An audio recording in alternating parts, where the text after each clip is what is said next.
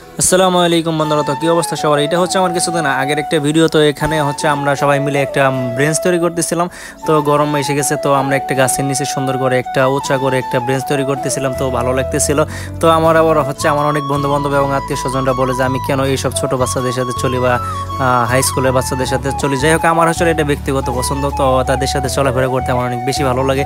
তো তাদের সাথে সময় কাটাতে অনেক বেশি ভালো লাগে। তো আমরা হচ্ছে মাছালির জন্য বাঁশ কাটতেছিলাম। তো বাঁশ কাটার পরে হচ্ছে এগুলো সুন্দর করে আমরা সেটিং করতেছিলাম। তো তারা সকাল থেকে এসব কাজ করতেছিল, তো আমি একটু পরে গেলাম। পরে যাওয়ার পরে হচ্ছে তাদের কাজে আমি একটু সাহায্য করতেছিলাম। তো তাদের সাথে মজার সময় কাটাতে আসলে অনেক বেশি ভালো লাগে, কারণ আমি কয়েকদিন পর বিদেশ চলে যাবো। তাদের সাথে কাটানো এই মুহূর্তগুলো আসলে অনেক বেশি মনে পড়বে। তো তাদের সাথে আমি হচ্ছে মাছালিতে হচ্ছে আমি তার কাটা মারতেছিলাম। তো অনেক ভালো লাগতেছিল, অনেক মজা করতেছিলাম, হাসি ঠাট্টা করতেছিলাম।